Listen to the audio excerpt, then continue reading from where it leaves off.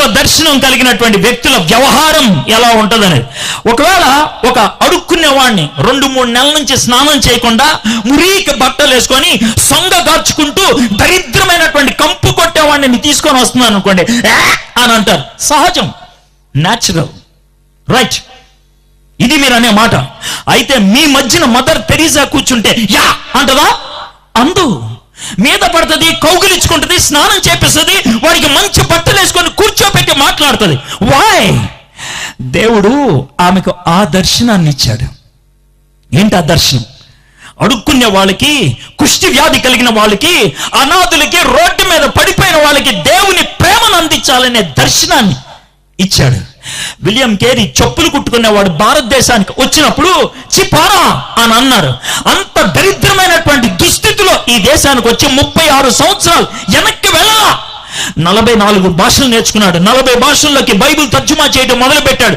28 భాషల్లో కొత్త నిబంధన, 17 భాషల్లో పూర్తి బైబిల్ తర్జుమా చేసి నీ చేతుల్లో ఉన్న ఈ తెలుగు బైబిల్ పెట్టింది ఆయనే. ఎందుకు ఎందుకు ఎందుకు ఈరోజు భారతదేశం తలెత్తుకొని తిరుగుతుందంటే కారణం విలియం కేరీ. రైలు బండి ఎక్కింది భారతదేశం విలియం కేరీ కారణంగా.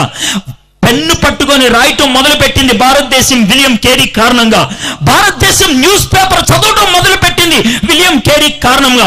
ఇంతమంది ఆడవాళ్ళు ఇక్కడ కూర్చొని బైబిల్ తీసి చదవగలుగుతున్నారంటే విలియం కేరీ ఆడవాళ్ళకి స్కూల్స్, కాలేజెస్ తెరవడం బట్టి సాధ్యమైంది. మీ తాత చచ్చిపోయిన తర్వాత కూడా మీ నానమ్మ, అమ్మమ్మ బతుకుందంటే కారణం సతి అనే దాన్ని విలియం కేరీ అంతమొందించడం బట్టి. నవభారత నిర్మాత విలియం కేరీ. ఎందుకు? దేవుడు దర్శనం ఇచ్చాడు. అంధకారంలో ఉన్నటువంటి భారతదేశాన్ని వెలుగులోకి నడిపించాలి అని. దేవుడు ఎవరితో అయినా దేవునితో గడిపితే ఆయన ఒక దర్శనం ఇస్తాడు. నేను ఇంజనీరింగ్ చదువుకునేటువంటి దినాల్లో దేవుడు నాకు దర్శనం ఇచ్చాడు. యవ్వనస్తులకు సువార్త చెప్పాలని. యవ్వనస్తులు సువార్త చెప్పడానికని నా జీవితాన్ని కంకణం కట్టుకున్నా, అర్పించుకున్నా.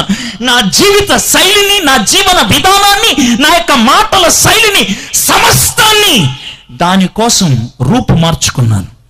నేను మాట్లాడే తీరు, నేను నడిచే తీరు, నేను వ్యవహరించే తీరు, it's only one thing, to reach the young mind. యవ్వనస్తులను రీచ్ అవ్వాలని ఎక్కడున్నా సరే. అయితే కొంతకాలం క్రితం ప్రార్థన చేశాను, ప్రభువా ముసలోడిని అయిపోతున్నాను ప్రభువా, ఇంతకాలం యవ్వనస్తులతో మాట్లాడాలి, కష్టం అవుతుంది నాకు వేరే పరిచయం ఏమన్నా చూపించవా అని అడిగి ప్రార్థన చేశాను. కొంతకాలానికి దేవుడు నాకు, నా భార్యకి ఒక నూతన దర్శనం ఇచ్చాడు. ఆ దర్శనం